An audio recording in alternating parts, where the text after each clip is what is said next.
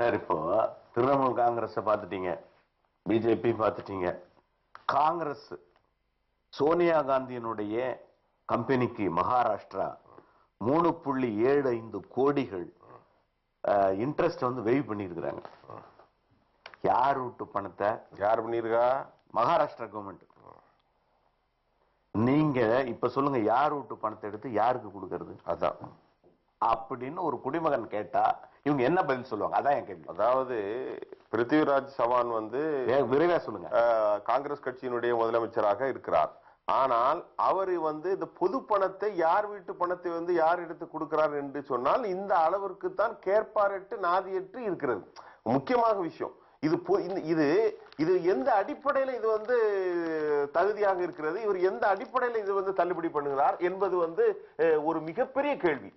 வாராக்கடன் மாதிரி இந்த வட்டியை தள்ளுபடி பண்றது எப்படி இருக்கு? இவருக்கு என்ன ரைட் இருக்கு? எம்பவர்டு இல்ல இவர் he is a servant of the all the அங்குள்ள பீப்புள், மக்களுடைய வேலையாட்டு தான் யாரு? பிருத்திவிராஜ் சவான். ஆனால் சட்டப்படியாக இந்த அமௌண்ட், அது இவ்வளவு பெரிய அமௌண்ட், இதை வந்து தள்ளுபடி செய்வதற்கு என்ன நியாயம் இருக்கிறது? சரி, இது குறித்து ஏதாவது கருத்து தெரிவித்திருக்கிறார்களா? அங்க இருக்கக்கூடிய எம்என்பி இருக்கிற ராஜ் தாக்கரேயோ உத்தவ் தாக்கரேயோ ஏதாவது கருத்து தெரிவிக்கிறார்களா? இல்லை என்றால் இல்லை.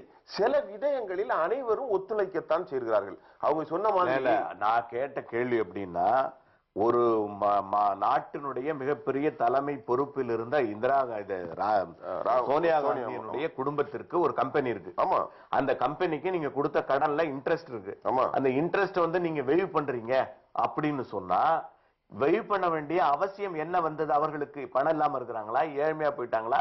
வறுமையில இருக்கிறாங்களா? இந்த வட்டி யாருக்கு போய் சேர்றது? இந்த நிலையை மகாராஷ்டிரா அரசு எடுக்க வேண்டிய கட்டாயம் என்ன வந்தது அப்படிங்கறத ஒரு அரசியல் நோக்கோட நீங்க சொல்லணும். அரசியல் நோக்கத்தோடு சொல்வது என்று சொன்னால், அரசியல் நோக்கத்தோடு சொல்வதற்கு இதில் எந்த விதமான பலனும் இல்லை. ஏன்னு என்று கேட்டால், மகாராஷ்டிராவில் நடக்கக்கூடியது காங்கிரஸ் கட்சியினுடைய ஆட்சி. அது மட்டும் இல்லாமல் காங்கிரஸ் கட்சியினுடைய தலைவிக்கான ஒரு உரிமையாளராக இருக்கக்கூடிய ஒரு கம்பெனியிலே அவர் வந்து சொல்லியிருக்கிறார், அத்துமீறி நடந்திருக்கிறார். மனித உரிமைகளை வந்து மீறி நடந்திருக்கிறார். இன்றைக்கு அமெரிக்கா போன்ற நாடுகளில் இப்படிப்பட்ட ஒரு சம்பவத்தை செய்யவே முடியாது. ஆனால் சாப்பாட்டுக்கு வழி இல்லாம, கஞ்சிக்கு வழி இல்லாம மஞ்சள் நோட்டீஸ் கொடுக்கிற கதையா இவ்வளவு பெரிய 10 ஆண்டுகள் ஆட்சி விடத்துல இருந்து உலகத்துல இருக்கக்கூடிய பெரும்பான்மையாக இருக்கக்கூடிய பெண்களில் பவர்ஃபுல் தலைவர்ல ஒரு அம்மாவா இருக்கக்கூடிய இவருடைய சொத்து எந்த அடிப்படையில திரு பிருத்திவிராஜ் வந்து அதை வந்து நீக்கம் செய்தார் என்பது 1000 கேள்வி. நான்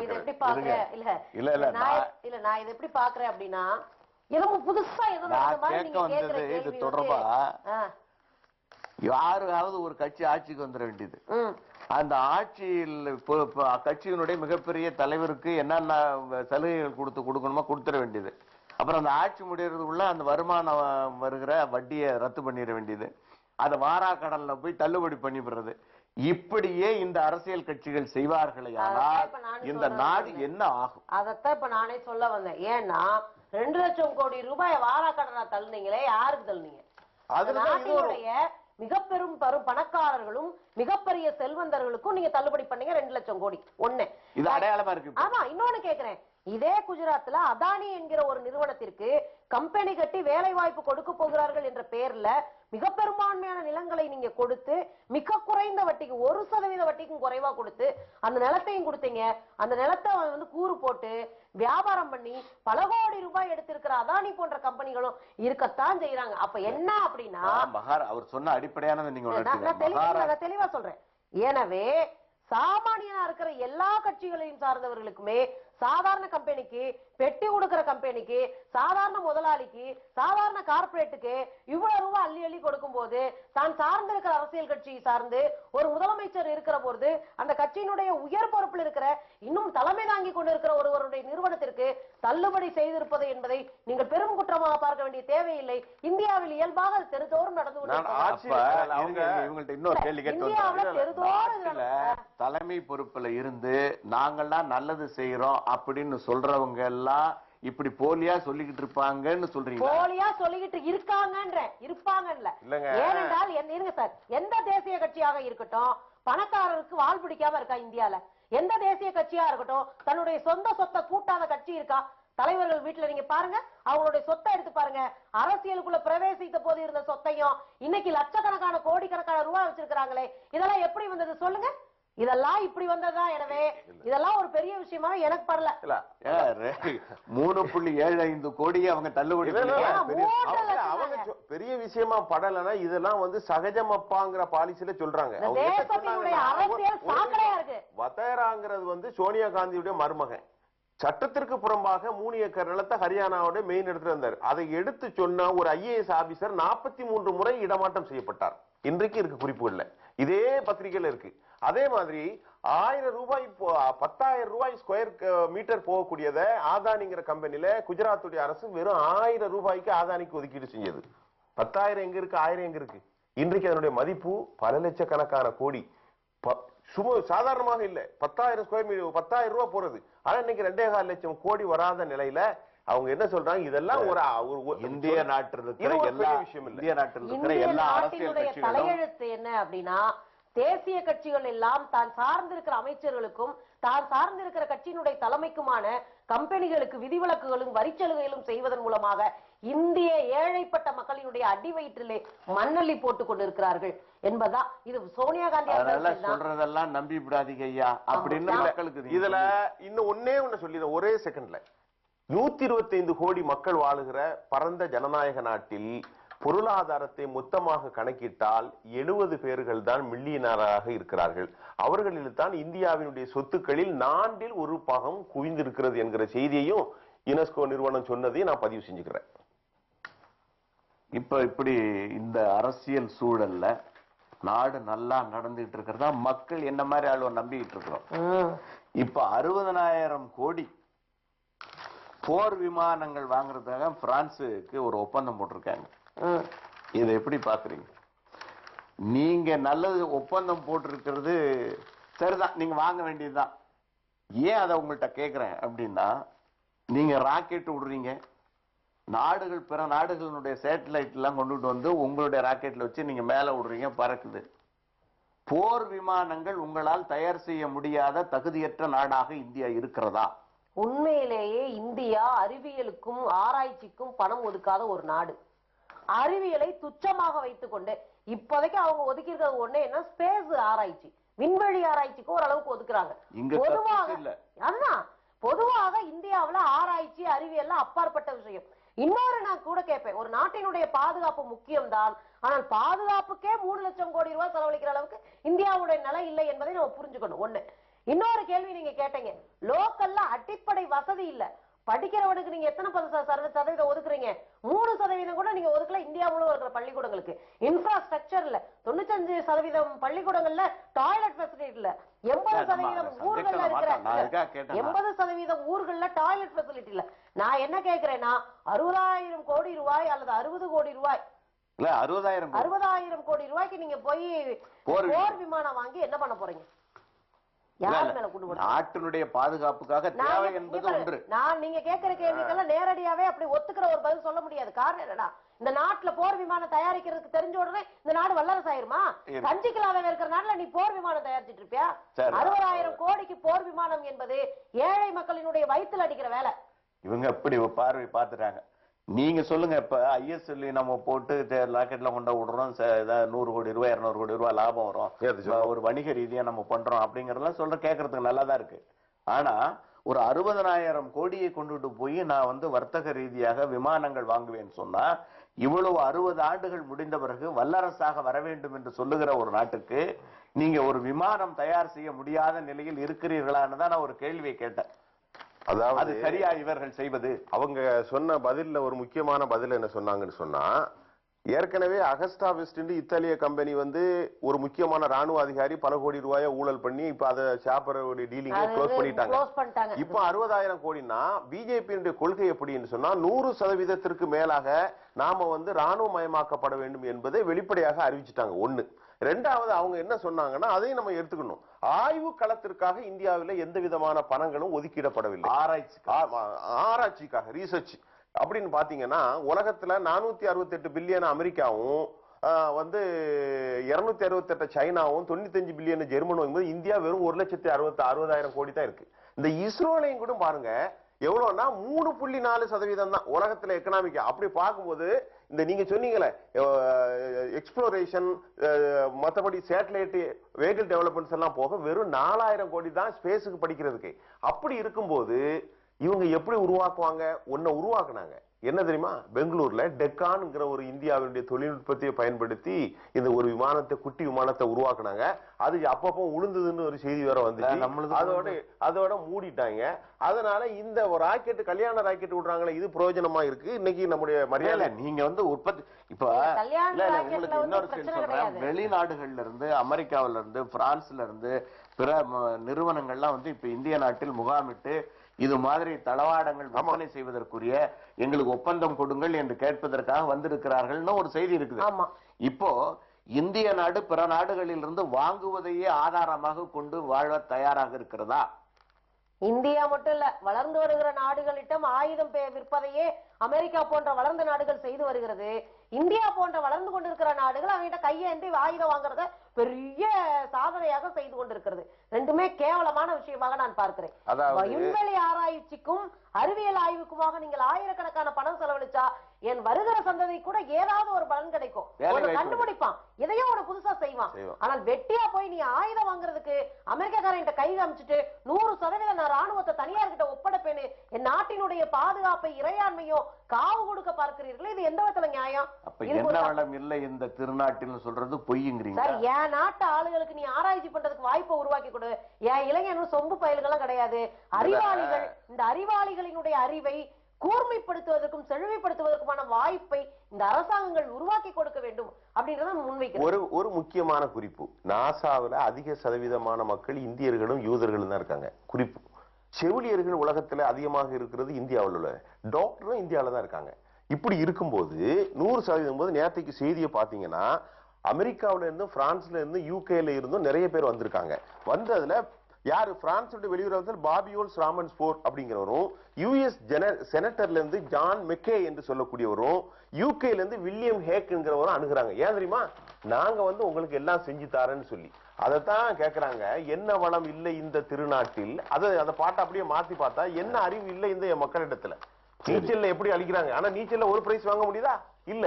ஏனால் தமிழ்நாட்டு தென்கோடியில அதற்கான வளம் எந்த விதமான ஒரு அடிப்படை கட்டமைப்பும் இல்லை. கடல்ல நீந்தின குற்றாலீஸ்வரன் போய் ஒரு சீட்டு கேட்க போனப்ப நீதான் கடல்ல நீந்தினியா? அப்படியா?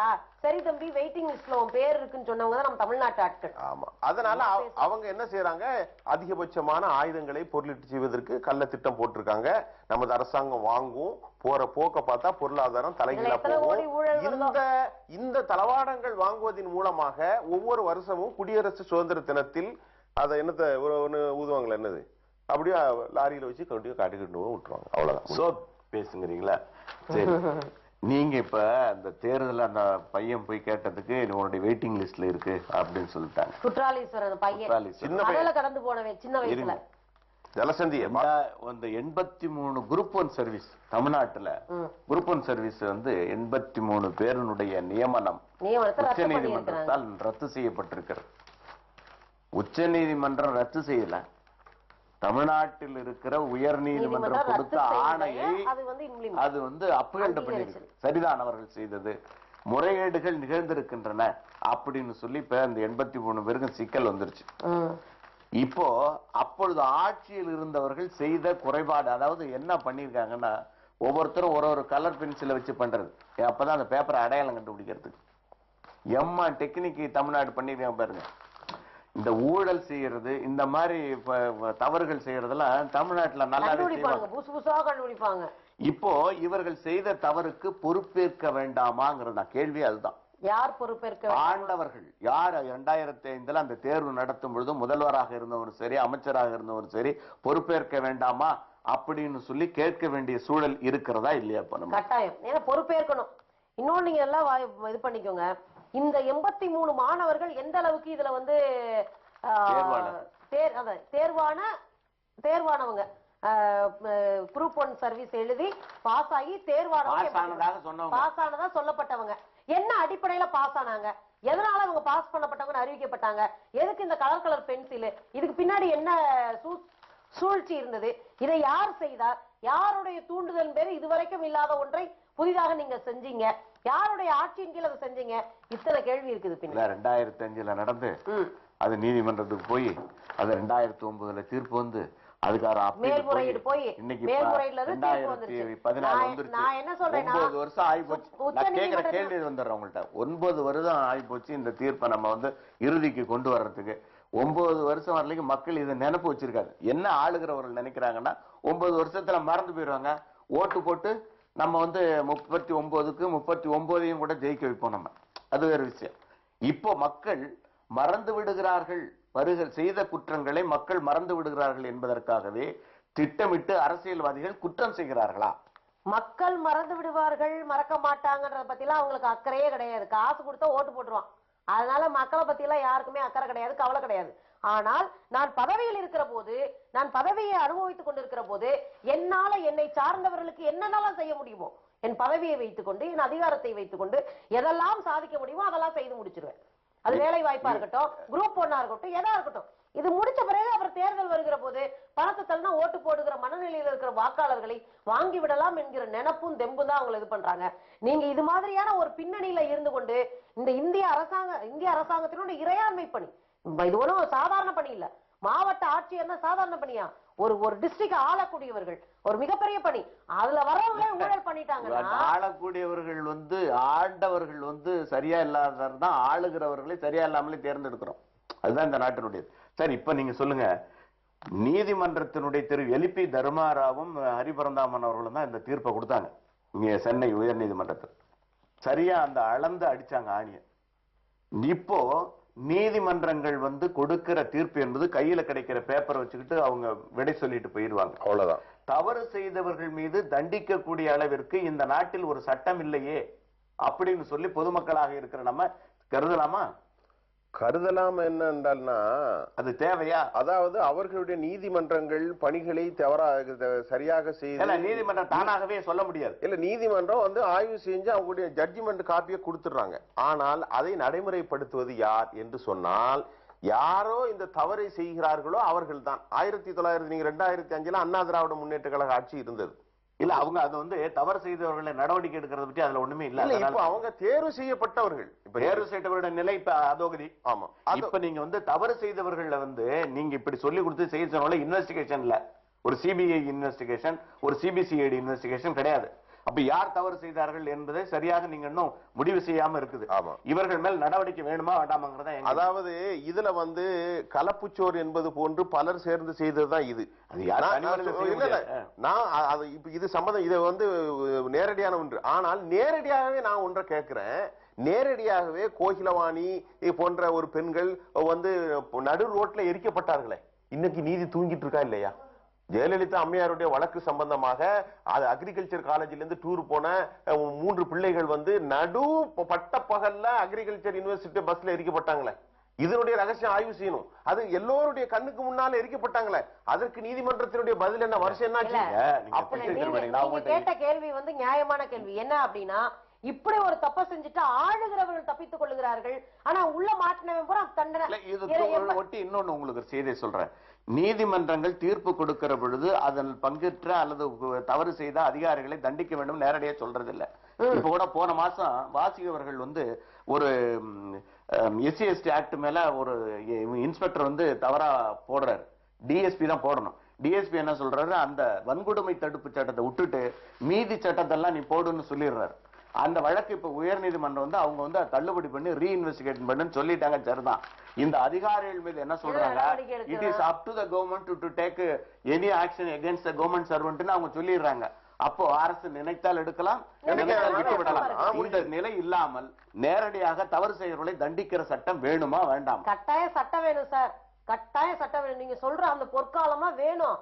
சட்டம் வேணும், பாதிக்கப்பட்டவனுக்கு நீதி வேணும், தண்டனைக்குரியவனுக்கு தண்டனை கொடுக்கணும், அதுக்கு பின்புலமாக இருந்து ஏவுகிறவனுக்கு தண்டனை வேணும், எல்லாம் வேணும். ஆனால் நீங்க நான் 2 கேள்வி கேட்கிறேன். எல்லாம் தெரிஞ்சு கோர்ட் ஒரு நீதியை சொல்றாங்க. நீதியை சொல்லி 83 பேரை வேண்டான்னு சொன்ன கோர்ட் இவனுக்கெல்லாம் தண்டனை குடியா என்று சொல்லலாம்ல? எல்லாத்தையும் ஆராய்ஞ்சுதானே சொல்றாங்க நீதிமன்றத்துல தீர்ப்பு. எல்லா பின்புலம் தெரிஞ்சுதானே நீதிமன்றத்துல தீர்ப்பு சொல்றீங்க. அப்ப எல்லா பின்புலம் தெரிந்த ஒரு நீதிபதி அவர்கள் ஏன் சுயமோட்டாவா இருந்து இந்த குற்றவாளிகளை கைது செய்யுங்க என்று சொல்வதற்கான உரிமையே இல்ல? அந்த சட்ட திருத்தத்தை ஏன் கொண்டு வரக்கூடாது? நான் இன்னொன்னு கேட்கிறேன். அரசாங்கம் இதெல்லாம் செய்யாது சார். ஏன்னா செஞ்சதே அரசாங்கம். செஞ்சதே அரசாங்கத்தினுடைய அடியாட்கள், செஞ்சதே அரசாங்கத்தினுடைய கைக்கூலிகள், செஞ்சதே அரசாங்கத்தினுடைய பினாமிகள். இவங்க எப்படி தண்டிக்கப்படுவார்கள்? இதுக்கு எப்படி சிறப்பு சட்டம் கொண்டு வருவாங்க? இதுல வந்து நீங்க எப்படி இப்படிலாம் நம்பலாம்? அவங்க கேக்குறத சொல்லுங்க. அமித்ஷாவை கண்டனம் செஞ்சாருன்னு சொல்லி ஒரு நீதிபதி வந்து இடமாட்டம் செஞ்சார்களா இல்லையா? அடுத்த நாள் அடுத்து அமித்ஷா வந்து ஒரு பெருங்கொண்ட ஒரு வெற்றியை கொடுத்தாரு மோடி அவருடைய மனசாட்சி. அவருக்கு உடனே அடுத்து இது என்ன எப்படி எந்த அளவுக்கு அரசியல் தலையீடு இருக்கிறது பாருங்க. ஒரு வழக்கு சொல்லுகிறேன், நீண்டமா சொல்லல. அவர் வந்து கண்டனம் தெரிவித்தார் என்ற காரணத்திற்கு இன்னொரு கேள்வி, நீதிமன்றத்தினுடைய தரம் எப்படி இருக்கிறது? தவறு செய்தவர்களை தண்டிக்க வேண்டும் சொல்லி நினைக்கிற மனநிலை மக்களுக்கு இப்ப வந்துருச்சு. அது அடையாளம் காட்டப்பட வேண்டும் அப்படின்னு சொல்லி இன்னைக்கு கட்டிட இடர்பாடு சென்னையில இதுவரை இது தமிழகத்திலே நடைபெறாத ஒரு கொடூரம் நடந்திருக்கு. ஒரு மொத்த கட்டிடமும் இடிஞ்சு விழுந்து போச்சு, 11 அடுக்கு மாளிகை. கண்டிப்பா இதுல இன்னும் மக்கள் பாதி பேர் உள்ள இருக்கிறாங்கன்னு சொல்றாங்க. கேட்கறதுக்கு நெஞ்சு பொறுக்குது இல்லை, ரொம்ப பொறுக்குது. ஆனா இதுல வந்து MMD அப்ரூவல் கொடுத்தாங்க பாருங்க. இவர்கள் வந்து இதுவரை எந்த நடவடிக்கையும் அவர்கள் மீது எடுக்கப்படவில்லை. இப்போ கட்டட அனுமதி வழங்குகிற பொழுது உங்களுக்கு என்னென்ன நடைமுறை இருக்கிறதோ இந்த நடைமுறையை நீங்க செய்யணுமா செய்ய தெரியல. அரசாங்கமும் என்ன வாக்கு கொடுத்திருக்கிறார்கள் என்று MMDA தவறு செய்யவில்லை என்றுதான் சொல்லப்பட்டிருக்கிறது. நேற்றைக்கு கூட அப்படித்தான் அறிக்கை வந்தது. MMDA தன்னுடைய சரியான அளவுக்கு ஆய்வுக்கு உட்படுத்தப்பட்டுதான் செய்திருக்கிறது. இது மொத்தமாக அந்த கான்ட்ராக்ட் தவறு பண்ணியிருக்காங்க. ஆனா உண்மையான தவறு என்னன்னு நான் சொல்றேன். அது ஒரு மாடி உள்ளே போயிடுச்சு. உள்ள போகுதுன்னா இது வந்து ஏரியாக இருந்ததை வெளியிருந்து மணல்களை கொண்டு போ சாயில் டெஸ்ட்னு ஒண்ணு இருக்கு. அதுல டெஸ்ட்ல ரொம்ப தெளிவா சொல்லியிருக்காங்க 25 அடி ஆழத்திற்கு கழிப்பு மணல் இருக்கிறது. அதாவது அது சரியாக ஹோல்ல நிக்காது.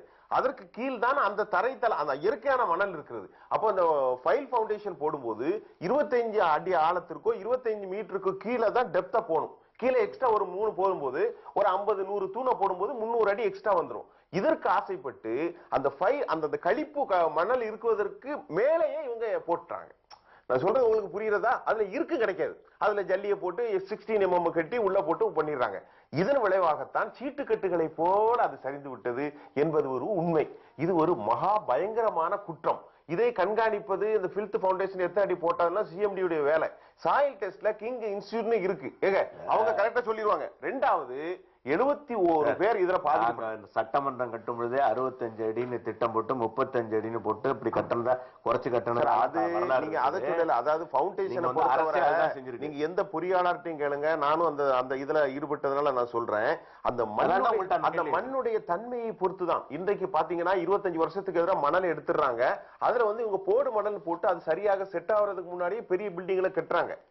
இப்போ 72 பேர் அதுல மாட்டிருக்காங்க. இன்றைக்கு காலையில 5 மணிக்கு உயிரோடு ஒருவர் மீட்கப்படுகிற காட்சி பார்த்தோம். கேட்டீங்கன்னா என்னுடைய மனைவி உயிரோடு இருக்கான்னு அவங்க சொன்னாங்க. 6:40க்கு நாங்க புறப்பட்டு வரும்போது அந்த அம்மையாரும் உயிரோடு எடுத்துட்டாங்க. 25 பேர் இறந்திருக்கிறாங்க. இதுவரைக்கும் 50 பேரை மீட்டிருக்காங்க. இன்னும் 22 பேர் சடலமாகத்தான் உள்ள இருக்கிறாங்களா. இது ஒரு மிகப்பெரிய கொடுமையான விட. இது தொடர்பா என்னன்னா MMDA ஒரு பெரிய நிறுவனம், அரசு வைத்திருப்பது கண்காணிக்கக்கூடிய ஒரு கட்டளை இடக்கூடிய ஒரு தகுதியுடைய நிறுவனம். இன்ஜினியரிங்ல வந்து இந்த சாயில் மெக்கானிக்ஸ்னு ஒண்ணு இருக்கு.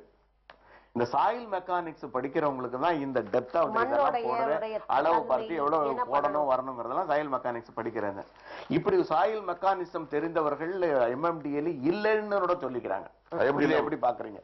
ஒரு இந்த நாட்டுல நீங்க அதிகாரம் கொடுத்து இப்படி கட்டுங்கன்னு சொல்லி ஆணை வழங்கக்கூடிய ஒரு அலுவலகத்துல சாயில் மெக்கானிக்ஸ் ஸ்பெஷலிஸ்ட் இருந்து இந்த கட்டடத்துக்கு இவ்வளவு ஆழம் நீங்க இந்த இடத்துல போடணும், அந்த என்ன டெஸ்ட் பண்ணி நீங்க சாயில் மெக்கானிக்ஸ் டெஸ்ட் பண்ணி கொடுக்குற ரிசல்ட்டை கொண்டுட்டு வா அப்படின்லாம் கேட்டு செய்யற அளவுக்கு அதிகாரிகள் இல்லைன்னு ஒரு குற்றச்சாட்டு இருக்கிறது. பொதுவாக குற்றச்சாட்டெல்லாம் வைக்காதீங்க. அரசு பள்ளிக்கூடத்துல ஆசிரியர் இருக்க மாட்டாங்க, அரசு மருத்துவமனையில டாக்டர் இருக்க மாட்டாங்க, அரசு கட்டடம் கட்டி விற்கிற இடத்துல சாயில் இன்ஜினியர் இருக்க மாட்டாரு. அவர் மண் பரிசோதனை செஞ்சு மண்ணுடைய தன்மை இத்தனை அடிக்கு போடணும்ன்றலாம் சொல்லி இருந்தாங்கன்னா இவ்வளவு பெரிய விபத்தை என்பதை நம்ம தடுத்திருக்கலாம். ரெண்டாவது, இது மட்டும் இல்ல, ஒரு 2 பேரை போட்டோன்னு இந்த விபத்தை தடுத்துக்கலாம்னா இருக்க முடியாதுன்றதா ஒரு அக்கௌண்டபிலிட்டி சொல்லாமே ஒழிய, ஆனா அந்த முழுமையா வந்து தவிர்த்திருக்க முடியுமானா இல்லைதான். அரசு என்றைக்கு காலியாக இருக்கிற கம்மாயிலையும் நீர்நிலைகளையும் வீடு கட்டுவதற்கு அனுமதி கொடுத்தது எப்படி, எதன் அடிப்படையில? சட்டம் தெளிவா இருக்கு. இந்த மாதிரியான நீர்நிலைகளுக்குள்ள வீடே கட்டக்கூடாதுன்னு இந்திய அரசாங்கத்தினுடைய சட்டம். தமிழ்நாடு அரசே வந்து ஏரி ஸ்கீம்னு போட்டு ஏரியை உடைச்சு விட்டு வீடு கட்டிருக்காங்க. அதெல்லாம் நீங்க வந்து மதுரை நீதிமன்றமே வந்து ஏரிக்குள்ளதான் இருக்குன்ற உண்மையும் சொல்லணும். நம்ம அதெல்லாம் ஒரு பக்கம் இருக்கு. அரசு கட்டிடங்கள்ல பெரும்பான்மையான கட்டிடங்கள் நீர்நிலைகளுக்குள்ள இருக்குனாலும் நீர்நிலை குறித்த சட்டம் உங்களுக்கு தெரிஞ்சிருக்கும். மிக கடுமையான சட்டம். நீர் என்னைக்குனாலும் அந்த கட்டடத்தை இடிச்சு போட்டுட்டு ஆக்கிரமிக்கிறதுக்கான உரிமை அந்த சட்டத்தின் கீழே இருக்குன்னு நம்ம பாக்குறோம். ஆனால் இவ்வளவு பெரிய விபத்து எப்படி நடந்தது என்றால் ஏரிகளும் குளங்கள்ல இருக்கிற அவர் சொன்னார் இல்லையா, அந்த மண்ணினுடைய தன்மை தான் மிகப்பெரிய விபத்து காரணம். இன்னொன்னு நடந்துட்டே இருக்கு தொடர்ந்து தமிழகத்துல. சென்னை போன்ற பெருநகர்ல இன்னொரு விஷயம் நடக்குது. 4 மாடிக்கு கட்டடத்துக்கு பர்மிட் வாங்குறது, தரமில்லாத கட்டடமா 4 மாடிக்கு பதிலா 6 மாடியை கட்டி விட்டுறது. 6 மாடியை கட்டி விட்டுட்டு இருக்கிற ஆளுக்கு லஞ்சம் கொடுத்து அப்படியே கொஞ்ச நாள்ல யாருக்காவது வித்துப்பட்டு போயிருவது, வாங்கினவன் தலையை சுத்திட்டு வீட்டுல கிடப்பான். அதுக்கு ஒரு ரிலாக்ஸேஷன் போட்டு அதுக்கு வரியை கட்டிட்டு அவன் போயிட்டு அப்ரூவல் வாங்கிறது. அந்த அப்ரூவல் வாங்குறது பெரிய வேலையே இல்ல போல இருக்கு. கொடுத்தோம்னா காசு பெட்டியை லைட்டை தள்ளி விட்டோம்னா எல்லா அப்ரூவலும் 2 மாசத்துல முடிஞ்சு கையில கொண்டு வந்து கொடுத்துறான். எனவே லஞ்ச லாவணியத்திற்காக கையெழுத்து போட்ட அதிகாரிகள் உட்பட இந்த விபத்துக்கான பொறுப்பு ஏற்கணும்.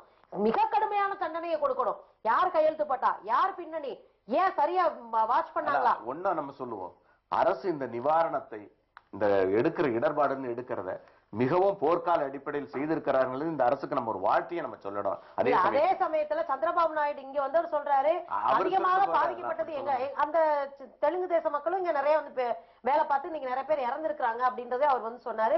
அவருக்கு ஆதங்கம் இன்னும் விரைவாக 20% வேலை தான் இருக்கு.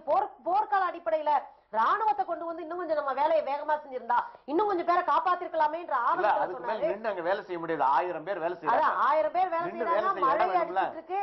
அது இல்லாம நவீன கருவிகளை வச்சு வேலை செய்யறாங்க என்பதையும் நாம பார்க்கிறோம். இதுல பாராட்டப்பட வேண்டிய விஷயம் இவ்வளவு பேரை உயிரோட மீட்டது என்பது. இன்னொரு பாராட்டப்பட வேண்டிய விஷயம் என்ன அப்படின்னா, மதச்சார்பு இல்லாமல் மக்கள் இறங்கி பொதுமக்கள் கூட சேர்ந்து போராடி அவங்களுக்கு சாப்பாடு வாங்கி கொடுத்து கல்லு மண்ணெல்லாம் அரசியல்வாதிகள் கேட்டு அதுல மதம் கொண்டு வந்துருப்போம். நான் என்ன சொல்றேன், எந்த மதமாக இருந்தாலும் மக்களுக்கு ஒரு துன்பம் என்கிற போது அவங்க எல்லாம் என் சகோதரர்கள் நினைச்சு ஓடி வந்து நிக்கிறான் பாரு.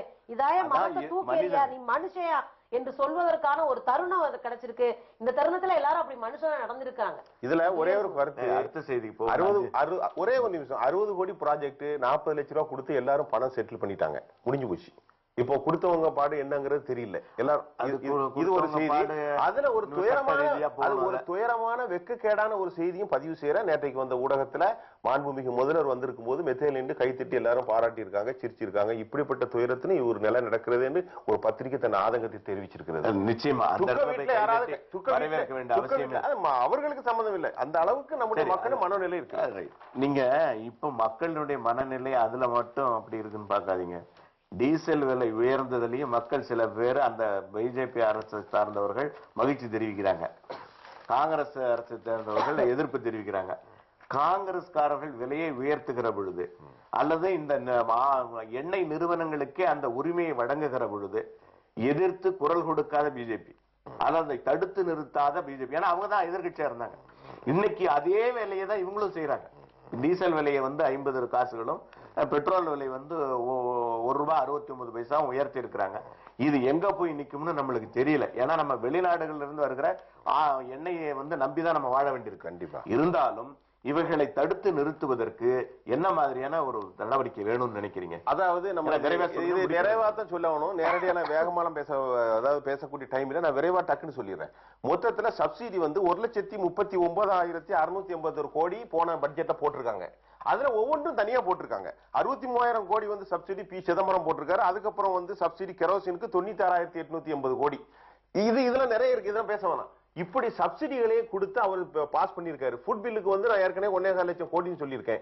இப்போ நேரத்தைக்கு பாத்தீங்கன்னா இப்ப $120 உயர்வதற்கான வாய்ப்பு இருக்கிறது. $120 நம்ம 30% இம்போர்ட் பண்றது 10.1% ஈராக்ல இருந்து தான் வருது. மிகப்பெரிய பொருளாதார சிக்கலில் பாஜக இந்த விலை உயர்த்தி இருக்கிறது எப்படி நியாயம் என்றோ நியாயம் இல்லை என்று பேசுவதற்கு முன்னால் இன்றைக்கு எந்த ஒரு வளமும் இல்லாத அளவிற்கு சப்சிடி இருக்கிறது. இதை தூக்கினால் மறுபடி காங்கிரஸ் கட்சியினுடைய எதிர்ப்புக்கு மேல் பல மடங்கு எதிர்ப்பு வரக்கூடிய செய்திகளை மீண்டும் இருக்கிறது. அதுதான் அச்சில் வந்தவை இத்துடன் நிறைவடைகின்றன. மீண்டும் நாளை சந்திப்போம். வணக்கம்.